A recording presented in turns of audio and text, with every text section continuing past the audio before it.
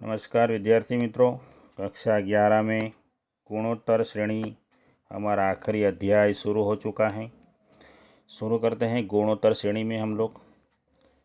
तो 9वां अध्याय है गुणोत्तर श्रेणी, उसकी बात करेंगे। कुछ यहाँ पर देखते हैं कि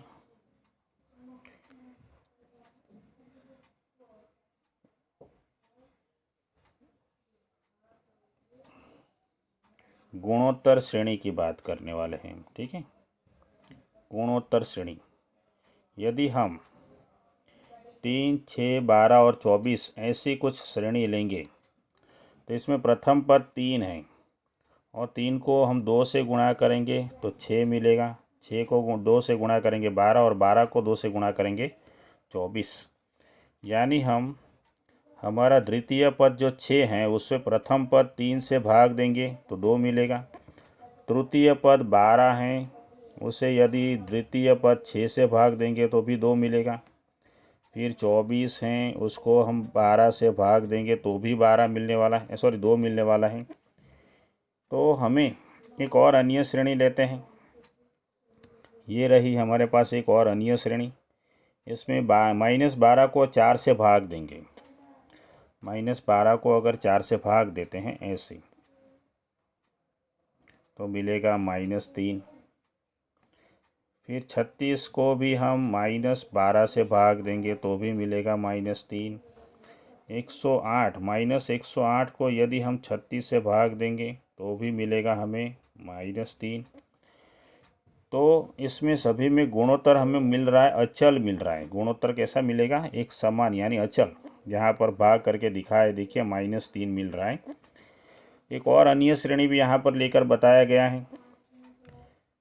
तो यहाँ पर पहले 2 पद लेते हैं तो हमें गुणोत्तर मिलेगा 1/2।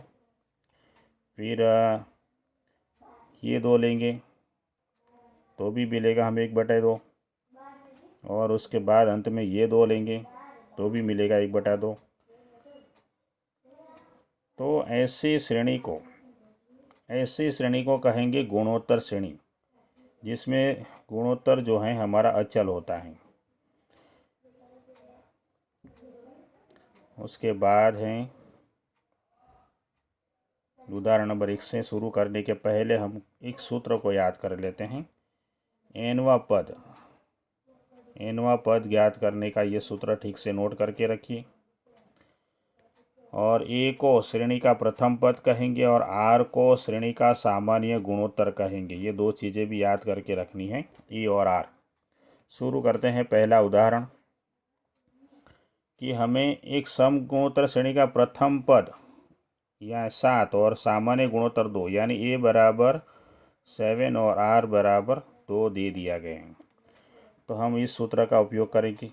इसमें n बराबर 6 पूछा क्या गया है सवाल को, तो हाँ छठा पद ज्ञात करना है। तो n बराबर 6 लेंगे यहाँ पे। फिर यहाँ पर a बराबर 7, r बराबर 2 और ऊपर n-1 यानी 6 - 1। फिर 6 में से घटाएंगे तो 5, 2 की 5 घात 32, 32 को 7 से गुणा करेंगे तो 224। दोस्तों ये सबसे पहला और आसान उदाहरण है, अच्छे से करिए तो याद रहेगा, कुछ भी मुश्किल नहीं है। आगे चलते हैं, इसी प्रकार उदाहरण नंबर 2 में चलते हैं। इसमें हमें सामान्य गुणोत्तर और 5वां पद दिया गया है। सामान्य गुणोत्तर यानी r बराबर 3 यहाँ पर लिखा हुआ है और 5वां पद यानी T5 दिया गया है। तो हमें प्रथम पद ज्ञात करना है a। तो सूत्र में चलते हैं।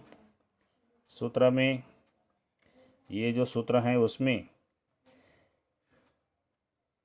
हम यहाँ पर चलते हैं।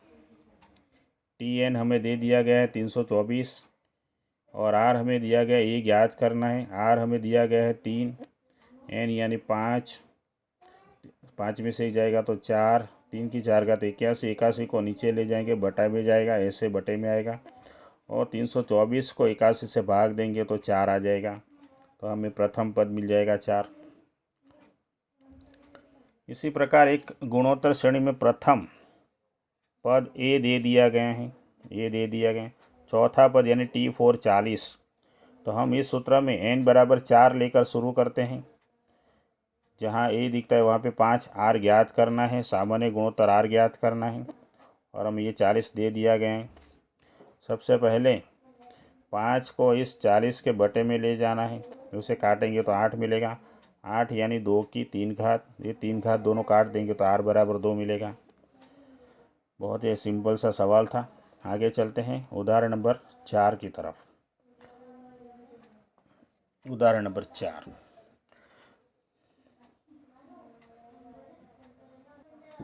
तो शुरू करते हैं आगे। एक समगुणोत्तर श्रेणी का प्रथम पद यानी हमें ए दे दिया गया है 4, ए 4 और आर भी दे दिया है -2, तो उसका एनवा पद -12 है, तो एन ज्ञात करना है। तो हमें इस सूत्र में एनवा पद जो है 128, 12 नहीं 128 है, तो 128 दिया गया है। तो हमें टी एन बराबर 128 लेके टी एन का ये सूत्र लिखना है, यहाँ पर दिया गया है। फिर उसके अंदर हमें ए का मूल्य 4, आर का -2, एन यानी हमारे एन तो ज्ञात करना है हमें, और ये -128 है। फिर ये 4 बटे में जाएगा, तो उसे भाग देंगे तो -32 यानी -2 की 5 घात। फिर इन दोनों को काट देंगे तो ऊपर जो बचेगा उसको हम तुलना करेंगे। n-1 बराबर 5, -1 इस तरफ आएगा तो प्लस हो जाएगा, 5 + 1 यानी 6 हो जाएगा, तो n बराबर मिलेगा 6। उसी प्रकार एक समगुणोत्तर श्रेणी का चौथा पद दिया है और सातवां पद, चौथा पद यानी T4 और सातवां पद यानी T7। तो हमें क्या करना है, T7 यानी ए आर की 6 घात। वैसे सूत्र कुछ इस प्रकार है, ए आर की n-1, लेकिन हमें n बराबर 7 रखना है। n बराबर 7 रखेंगे तो 7 - 1 यानी हो जाएगा आर की 6 घात। इसी प्रकार यहाँ पे 4 होगा तो 1 माइनस करेंगे तो 3 घात आएगी, और इसमें से 1 कटेगा, और आर की 6 घात में से 3 घात माइनस करेंगे तो 3 घात मिलेगा। और इन दोनों का परिणाम, इन दोनों का अनुपात, इसके बटे में इसको लिखा तो अनुपात मिलेगा 1/8। तो आर की 3 घात बराबर हमें मिलेगा 1/8। 1/8 यानी 1/2 की 3 घात, दोनों की घात निकाल देते हैं तो बचेगा आर बराबर 1/2। ये हमारा आंसर हो जाएगा। यहाँ पे दिख रहा होगा आप लोगों को 1/2, ठीक है। फिर हमें 1/2 को लेकर क्या करना है, 10वां पद ज्ञात करना है। ये लीजिए, बहुत आसान। तो हमें आर मिल गया 1/2, तो ये तो हमारे पास ये ज्ञात करना है। यहाँ पर पहले देख लेते एक और चीज़ ज्ञात करनी है सवाल में। हाँ, 10वां पद ज्ञात करने के लिए पहले ये भी ज्ञात करना पड़ेगा। तो ये वाला हमने ये वाला लिया है, T4 बराबर 3/4। T4 यानी ये आर की 3 घात, इसमें आर रखा हुआ है, आर का मूल्य रख दिया, उसमें से ए प्राप्त कर लिया, ए मिलेगा। उसके बाद 10वां पद ज्ञात करना है तो n बराबर 10 ले लेते हैं अपने इस सूत्र के अंदर, और ये हमारे पास 6, आर 1/2 वो सब तो तैयार है। इसका हल निकालने पर आसानी से आंसर मिल जाएगा। उसके बाद है छठा सवाल। अब हमें गुणोत्तर ज्ञात करना पड़ेगा। -6 को 9 से भाग देंगे तो आर मिलेगा -2/3।